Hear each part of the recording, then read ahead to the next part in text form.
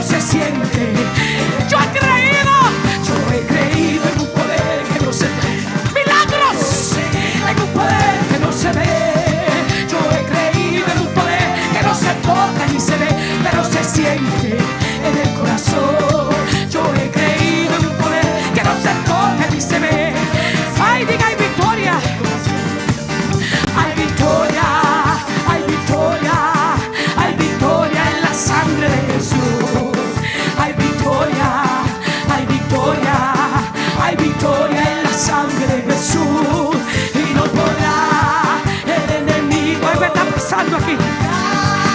Nuestras almas, porque hay victoria, creo. Hay victoria en la sangre de Jesús, porque hay victoria, hay victoria, hay victoria en la sangre de Jesús. Dígalo.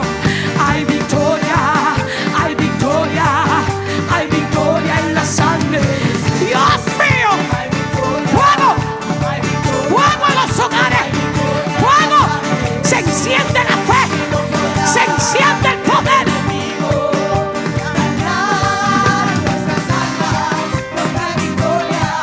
Hay victoria, hay victoria en la sangre de Jesús, porque hay victoria. Sí, es que en el principio se movía. En el principio el Espíritu de Dios se movía sobre la. Eso era en el principio. ¡Ay! Se movía sobre. ¿Dónde se movía? Dios mío, Él está aquí. El león de Judá. Se movía sobre las aguas. Pero ahora, diga así. Dentro, aquí adentro. Ay, pero ahora se está moviendo dentro de Jerusalén. Jerusalén.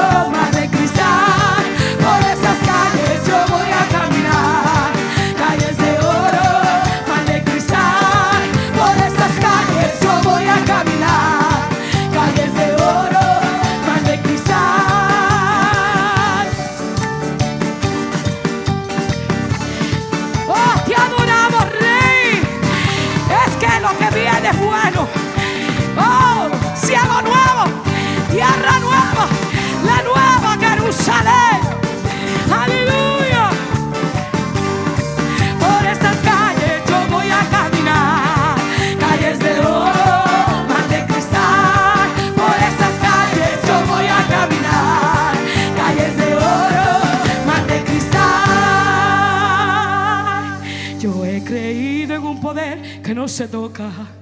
Yo he creído en un poder que no se ve. Yo he creído en un poder que no se toca ni se ve, pero se siente y se manifiesta.